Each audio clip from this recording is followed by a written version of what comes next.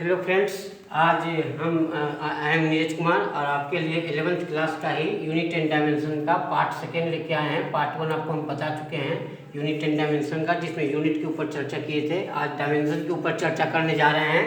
Part two part है और क्या है डायमेंशन, इसी को हम क्लियर करेंगे। अभी आप एग्जाम्पल देखिए।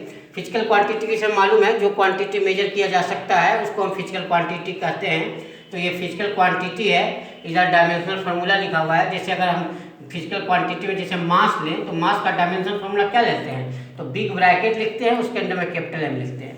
लेंथ अगर लेना है तो लेंथ का डायमेंशन फार्मूला क्या लिखेंगे, देखिए बिग ब्रैकेट से हम डायमेंशन फार्मूला को दिखाते हैं। तो बिग ब्रैकेट लिखना है, उसके अंदर में लेंथ का लिख रहे हो तो लेंथ का डायमेंशन फार्मूला क्या लिखोगे, एल लिखोगे। टाइम ले रहे हो तो टाइम का डायमेंशन फार्मूला क्या लिखोगे, टी लिखोगे। टेम्परेचर का डायमेंशन फार्मूला थीटा से भी दिखाते हैं और कहीं कहीं के से भी दिखाते हैं। क्लियर है, थीटा से भी दिखाया जाता है टेम्परेचर को, के से भी दिखाते हैं। ठीक है, चार्ज का डायमेंशन फार्मूला क्यू से दिखाते हैं। ठीक है, अब देखिए वेलोसिटी की बात करते हैं। वेलोसिटी का डायमेंशन फार्मूला कैसे लिखते हैं, अगर वेलोसिटी लिखते हैं तो वेलोसिटी इक्वल टू होता क्या है, वेलोसिटी इक्वल टू फार्मूला होता है डिस्प्लेसमेंट बटा टाइम। अब डिस्प्लेसमेंट भी एक प्रकार का डिस्टेंस है, तो डिस्टेंस का डायमेंशन फार्मूला क्या लेंगे, देखिए डिस्टेंस भी एक प्रकार का लेंथ है, तो डिस्टेंस का डायमेंशन फार्मूला लेंथ वाला लेंगे, तो लेंथ लिख दिए। टाइम का क्या लेंगे, टी लेंगे, टी लिख दिए। अब टी को ऊपर करेंगे तो क्या होगा, टी ऊपर जाएगा तो टी माइनस वन हो जाएगा, तो एल टी माइनस वन। यानी वेलोसिटी का डायमेंशन फार्मूला क्या निकल के आया, एल टी माइनस वन। या अगर इसी को मास भी शामिल कर दिया जाए, जनरली हम लोग डायमेंशन फार्मूला में तीन चीज ज्यादातर दिखाते हैं, मास, लेंथ, टाइम। तो वेलोसिटी का डायमेंशन फार्मूला तो निकल के आया यही एल टी माइनस वन। लेकिन अगर हम वेलोसिटी में मास भी अगर शामिल करें तो मास तो है नहीं इसमें, तो मास शामिल कैसे करोगे, मास शामिल करने के लिए मास का वैल्यू जीरो करना पड़ेगा। तो मास का वैल्यू जीरो कर दिए और बाकी यही लिख दिए एल टी माइनस वन। तो वेलोसिटी का डायमेंशन फार्मूला निकल के आया एल टी माइनस वन, या इसी को अगर हम दूसरे शब्दों में लिखे तो वेलोसिटी का डायमेंशन फार्मूला आया M zero L T minus one. अब एक्सेलरेशन का डायमेंशन फार्मूला की बात कर रहे हैं। एक्सेलरेशन का डायमेंशन फार्मूला क्या होता है, तो एक्सेलरेशन इक्वल टू होता है चेंज इन वेलोसिटी बटा टाइम, यानी वेलोसिटी बटा टाइम। अब वेलोसिटी का हमने डायमेंशन फार्मूला भी लिख के दिखाया है, क्या होता है, एल टी माइनस वन होता है। तो एल टी माइनस वन लिख दिया और टाइम का टी लिख दिया, टी को ऊपर ले जाएंगे तो क्या हो जाएगा, एल टी माइनस टू हो जाएगा। तो एक्सेलरेशन का डायमेंशन फार्मूला निकल के आया एल टी माइनस टू। अब हम फोर्स का डायमेंशन फार्मूला लिख रहे हैं, तो फोर्स बराबर होता है फार्मूला मास इंटू एक्सेलरेशन। तो मास का डायमेंशन फार्मूला क्या है, एम है लिखा हुआ, तो एम लिख दिए। एक्सेलरेशन का भी निकाल चुके हैं, क्या है, एल टी माइनस टू है, तो एल टी माइनस टू लिख दिए। अभी दोनों को लेके चलेंगे तो क्या आएगा, मास का एम और बाकी ये दोनों जुट जाएगा एल टी माइनस टू। तो फोर्स का डायमेंशन फार्मूला क्या निकल के आया, M L T minus two. उसी तरह से अगर हम वर्क डन का डायमेंशन फार्मूला लिखे तो वर्क डन बराबर क्या होता है, फार्मूला फोर्स इनटू डिस्प्लेसमेंट होता है। तो फोर्स के लिए तो यही लिख देंगे M L T minus two, अभी निकाल चुके हैं। और डिस्प्लेसमेंट, डिस्प्लेसमेंट भी एक प्रकार का डिस्टेंस है और डिस्टेंस का मतलब लेंथ, तो लेंथ का डायमेंशन फार्मूला लिख दिए एल। अब दोनों को कंबाइन करेंगे तो क्या आएगा, एम और दो एल हो गया, एल एल एल स्क्वायर और टी माइनस टू। यानी वर्क डन का डायमेंशन फार्मूला निकल के आया M L square T minus two. तो वास्तव में डायमेंशन क्या है, इसी बात को हमने दिखाने का प्रयास किया है। देखो फोर्स का डायमेंशन फार्मूला आपने क्या भी लिखा, फोर्स का डायमेंशन फार्मूला आपने लिखा है ऊपर में M L T minus two. यानी अगर हम फोर्स का डायमेंशन, ये तो डायमेंशन फार्मूला है M L T minus two जो बिग ब्रैकेट के अंदर लिखे हैं। लेकिन अगर हम फोर्स का डायमेंशन लिखेंगे तो फोर्स का डायमेंशन क्या लिखेंगे, डायमेंशन ऑफ फोर्स अगर लिखते हैं तो एम पर पावर कितना है, वन है, तो वन लिख दिया। एल का पावर कितना है, तो वन है, तो वन लिख दिया। टाइम का पावर कितना है, माइनस टू है, तो माइनस टू लिख दिया। तो वास्तव में डायमेंशन फार्मूला ऑफ फोर्स अगर लिखना होगा तो क्या लिखेंगे, पहले तो डायमेंशन फार्मूला अगर हमें पहले तो सबसे पहले हम फोर्स का डायमेंशन फार्मूला लिखेंगे, फिर डायमेंशन ऑफ फोर्स लिखेंगे। तो जो डायमेंशन फार्मूला के ऊपर पावर है उसी पावर को यहाँ पर लिख देंगे। क्लियर हो गया। वर्क डन का डायमेंशन फार्मूला है M L square T minus two, ये डायमेंशन फार्मूला है वर्क डन का। कि कोई आदमी अगर पूछे आपसे कि वर्क डन का डायमेंशन लिखिए तो वर्क डन का पहले डायमेंशन फार्मूला लिखिए M L square T minus two. अब डायमेंशन ऑफ वर्क डन जब लिखिएगा तो डायमेंशन फार्मूला के ऊपर जो पावर है, जैसे मास के ऊपर पावर वन है तो वन लिखो, एल पर पावर टू है तो टू लिखो, टाइम के पावर माइनस टू है तो माइनस टू लिखो। तो जो ये पावर लिख रहे हो ये वास्तव में क्या है, डायमेंशन है। तो वास्तव में डायमेंशन क्या है, तो rising power on fundamental physical quantity is called dimension. जो डायमेंशन फार्मूला लिखने के दरमियान फंडामेंटल फिजिकल क्वांटिटी के ऊपर पावर राइज करते हो, वास्तव में वही पावर क्या होता है, डायमेंशन होता है। ठीक है। अब डायमेंशन फार्मूला की बात करते हैं। डायमेंशन फार्मूला है क्या, तो ध्यान से देखो डायमेंशन फार्मूला क्या है। हमने पहले ही आपको बता चुके हैं पिछले क्लास में कि फिजिकल क्वांटिटी दो तरह का होता है, फंडामेंटल फिजिकल क्वांटिटी, एक drive physical quantity. Fundamental physical quantity उसे कहते हैं जो इंडिपेंडेंट है, जो ऐसा सिस्टम में आप देख चुके हो कि 7 तरह का फंडामेंटल फिजिकल क्वांटिटी था, mass, length, time, temperature, electric current, luminous intensity, amount of substance, ये था फंडामेंटल। अब बाकी जितने भी थे सब इसी से निकाले गए हैं, उसको हम ड्राइव फिजिकल क्वांटिटी कहते हैं। तो ठीक उसी प्रकार से जब हम डायमेंशन फार्मूला लिखते हैं तो डायमेंशन फार्मूला में ये स्टैंडर्ड है, जैसे मास का मास लिख दिए, लेंथ का लेंथ, टाइम का टाइम, टेम्परेचर का टेम्परेचर लिखे। लेकिन जब हम एक्सेलरेशन, फोर्स, वर्क डन लिख रहे हैं तो वास्तव में हम क्या कर रहे हैं, तो जैसे हम फोर्स का लिख रहे हैं डायमेंशन फार्मूला, तो ml² t-2 लिख रहे हैं, तो वास्तव में इसके अंदर फोर्स का डायमेंशन फार्मूला मास ही आ रहा है ना, लेंथ ही आ रहा है ना, टाइम आ रहा है ना।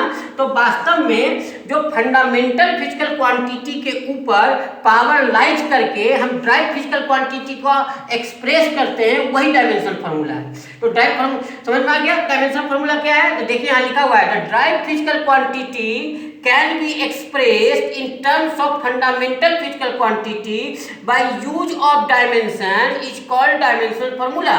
कहने का मतलब ये है कि ड्राइव फिजिकल क्वांटिटी को फंडामेंटल फिजिकल क्वांटिटी के रूप में जो हम दिखाते हैं, उसके ऊपर फंडामेंटल फिजिकल क्वांटिटी के ऊपर पावर लाइज करके उस पावर को तो हम कहते हैं डायमेंशन। और जो पूरा एक्सप्रेसिंग है फिजिकल क्वांटिटी का फंडामेंटल फिजिकल क्वांटिटी के ऊपर जो एक्सप्रेस किए हैं ड्राइव फिजिकल क्वांटिटी को दिखाने के लिए, वास्तव में वही क्या है, डायमेंशनल फार्मूला है। जैसे पावर का देखो तो पावर का हम लिखते हैं वर्क डन बाय टाइम। अब वर्क डन का डायमेंशन फार्मूला भी ऊपर में लिख चुके हैं, ml² t-2, टाइम का लिख चुके हैं t, तो वास्तव में पावर का डायमेंशन t को ऊपर ले जाओगे तो क्या हो जाएगा, ml² t-3। तो ये पावर का डायमेंशन फार्मूला हो गया। और डायमेंशन ऑफ पावर लिखेंगे तो क्या आएगा, m पर पावर 1, l पर पावर 2, टाइम पर पावर -3। तो डायमेंशन ऑफ पावर हुआ 1, 2, -3, ये डायमेंशन हुआ। और पावर का डायमेंशन फार्मूला हुआ ml² t-3। तो यहाँ से फिर से एक बार आप डिफिनेशन समझो, हम बात कर रहे हैं डायमेंशन फार्मूला का डिफिनेशन। तो क्या कहते हैं कि ड्राइव फिजिकल क्वांटिटी को एक्सप्रेस करते हैं। तो ड्राइव फिजिकल क्वांटिटी कौन है, पावर, इसको एक्सप्रेस किए हैं किसके टर्म में, फंडामेंटल फिजिकल क्वांटिटी के टर्म में। देखो ये मास, लेंथ, टाइम क्या है, फंडामेंटल फिजिकल क्वांटिटी है। तो पावर को इसी के ऊपर इसी के रूप में एक्सप्रेस किया गया है कि मास पर पावर 1, लेंथ पर पावर 2, टाइम पर पावर -3। तो ड्राइव फिजिकल क्वांटिटी को एक्सप्रेस किया गया है फंडामेंटल फिजिकल क्वांटिटी के रूप में, किसके द्वारा, इसके ऊपर पावर लाइज करके, तो बाय यूज ऑफ डायमेंशन। तो ये जो एक्सप्रेशन है वास्तव में यही डायमेंशनल फार्मूला है।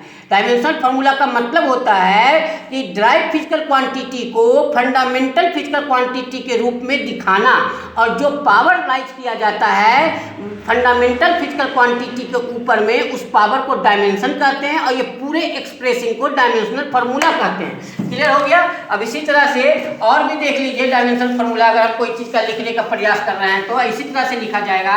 यानी डायमेंशनल फार्मूला लिखने के लिए फंडामेंटल फिजिकल क्वांटिटी जो हमारे पास है उसके फार्मूला को स्टैंडर्ड मान लिया गया है, और उसी के टर्म में ड्राइव फिजिकल क्वांटिटी को एक्सप्रेस किया जाता है। अब जैसे मान लो कि हमको लिखना है एरिया, एरिया ध्यान से देखिए, एरिया की बात हम कर रहे हैं, हम लिख रहे हैं एरिया।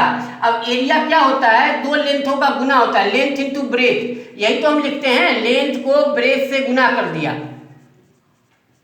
लेंथ को ब्रेथ से गुना किया। लेंथ भी क्या है, एक प्रकार का लेंथ एल ही है, और ब्रेथ भी क्या एक प्रकार का एल है। तो दोनों एल को लिखोगे तो क्या हो जाएगा, एल², यही तो होगा, एल² हो जाएगा। तो एरिया का जो डायमेंशन फार्मूला निकल के आया वो आया एल², या इसी को कोई आदमी ऐसे भी लिख दे कि m पर पावर 0, l² t पर पावर 0। चूंकि वास्तव में यहाँ मास और लेंथ तो, मास और टाइम तो है नहीं, तो इसलिए हमने 0 कर दिया। तो एरिया का डायमेंशन फार्मूला निकल के आया l² बोलो, चाहे m0 l² t-0 बोलो।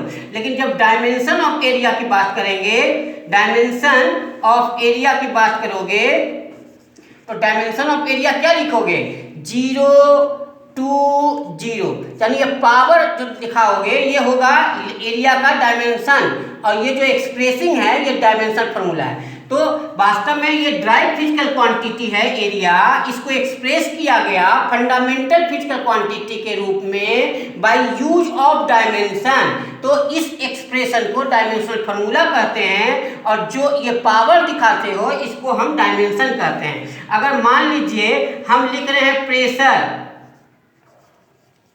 प्रेशर इक्वल टू क्या होता है, फोर्स बटा एरिया।